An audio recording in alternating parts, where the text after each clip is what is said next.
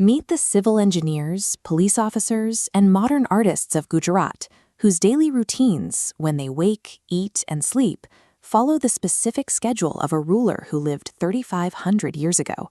This is Dwarka. It sits on the extreme western edge of India, positioned right at the confluence where the Gomti River meets the Arabian Sea. Ancient texts describe a golden city built here overnight by a divine architect, only to be cursed by a grieving mother. According to the lore, massive waves rose from the horizon 36 years later and swallowed the capital whole. While historians once dismissed this as pure folklore, the local population never stopped believing. Their unwavering persistence eventually turned this once remote coast into one of the 4 cardinal pillars of the Hindu faith. It raises the question of how a supposedly fictional sunken city transformed from a myth into a living operational headquarters that draws over 100,000 people in a single weekend. In 1979, the timeline of this myth changed. Marine archaeologist Dr. S.R. Rao led an expedition into the Arabian Sea, specifically to look for physical evidence of the ancient epics. Divers discovered man-made structures on the seabed, 560-meter-long stone walls, bastions, and anchors. These ruins date back to the 15th century BC, matching the timeframe of the ancient legends. This ancient seal provides a crucial link.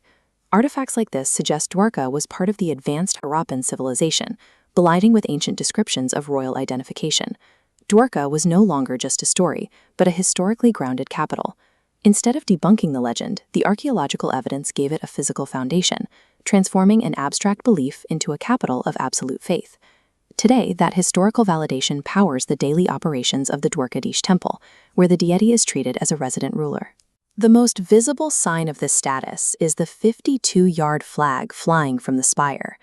A specific family of tailors has been sewing and rotating these massive banners since 1962. The rotation is a high-stakes task. Men climb the 38-meter spire several times a day without any safety equipment or harnesses, viewing the climb as a necessary act of service to their protector. The service extends to the kitchens, where local families follow a rigorous schedule to prepare 11 different royal meals every single day. While the rituals follow royal protocol, the residents describe Dwarka as a Ganatantra, a functioning republic. In their eyes, the deity isn't a distant monarch, but a resident leader and protector who governs alongside the community council. The city's governance faces its ultimate test during Janmashtami, the festival marking Krishna's birth. The population of this small town suddenly swells with 150,000 incoming pilgrims. Security is a major concern.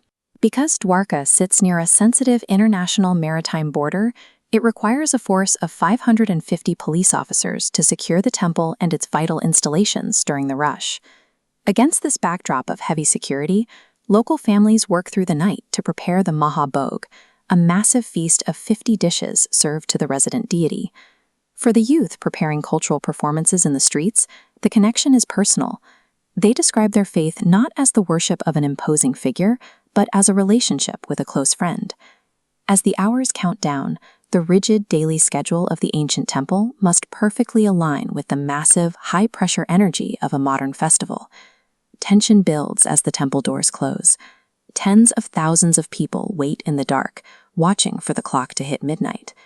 At exactly 12 a.m., the celebration begins. This marks the moment from the scriptures when Krishna was born in a prison cell during a midnight storm. The doors open to an immediate roar. In the streets, teams form human pyramids to shatter a clay pot of butter, celebrating the mischievous nature of the deity they call the Makhan Chor. The energy is overwhelming. Thousands of people from across the country move in a single, unified rhythm as the city celebrates the birth of its resident king. But what drives this? In a world of modern logic, why do millions of people still need to connect so deeply with an ancient story? Local scholars call this a form of spiritual therapy. Modern technology provides tools, but it rarely provides peace. By aligning the erratic stress of their daily lives with the temple's unchanging ancient schedule, devotees find a mental stability that the digital world cannot offer. Dwarka proves India doesn't just preserve its history in museums, it keeps that history alive by waking, eating, and celebrating with it every single day.